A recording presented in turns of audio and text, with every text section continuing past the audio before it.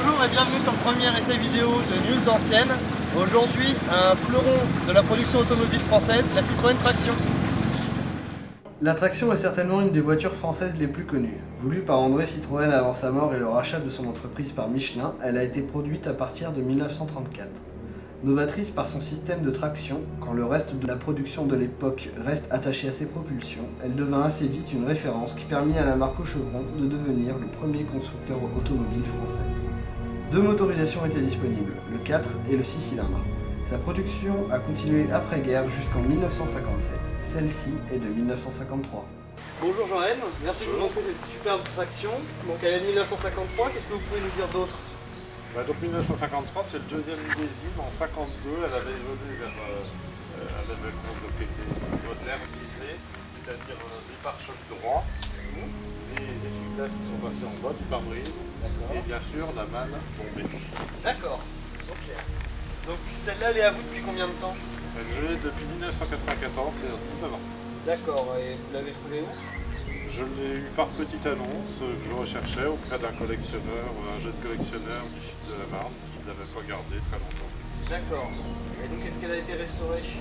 Non, elle est ce qu'on appelle dans son jus d'origine, elle n'a jamais fait l'objet d'une restauration complète.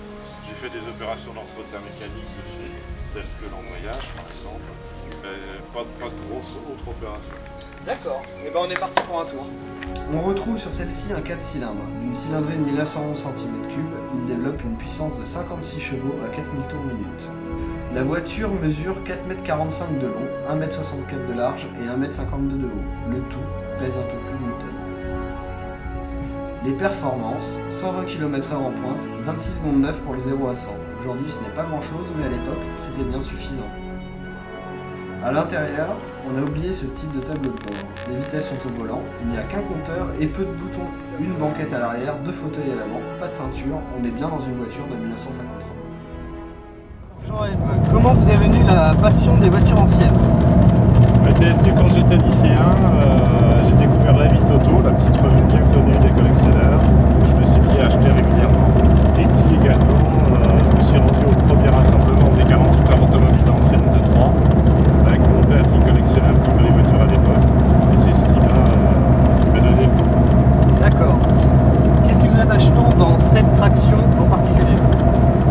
Là, c'est son avance technologique. C'est une voiture qui, pour l'époque, était largement en avance sur les autres. Et c'est ça qui m'a attiré vers la traction. D'accord. Vous avez d'autres voitures anciennes à côté? Donc je possède deux parlementaires, une autre 11 chevaux légère, du même millésime, une 15 chevaux que je suis en train de remettre en état, ainsi qu'une Peugeot 203 de 1953 et une Citroën 2 chevaux en série France 3. D'accord, donc assez large. Ouais. À l'usage, qu'est-ce qui est un avantage pour une traction par rapport aux autres anciennes de la même époque? Par rapport aux autres anciennes de la même époque, c'est le fait que vous pouvez l'utiliser quasiment comme une voiture moderne. Vous pouvez circuler dans les conditions de circulation actuelles, alors que ça serait beaucoup plus difficile avec une caisse carrée par exemple des années 30 et quasiment de la même époque. Aujourd'hui, vous pouvez partir en week-end, une balade entre copains dans les Vosges, par exemple. L'exemple que je vous donne, que j'ai déjà fait, vous partez en traction. D'accord. Qu'est-ce qui vous ferait vous en séparer? C'était une bonne question, mais franchement, je vois pas. Je suis attaché. D'accord. Et en dehors des tractions, quelle voiture ancienne vous fait rêver? J'aime bien les cabriolets des années 60, la Mercedes Magol en particulier. C'est un modèle que j'aime beaucoup.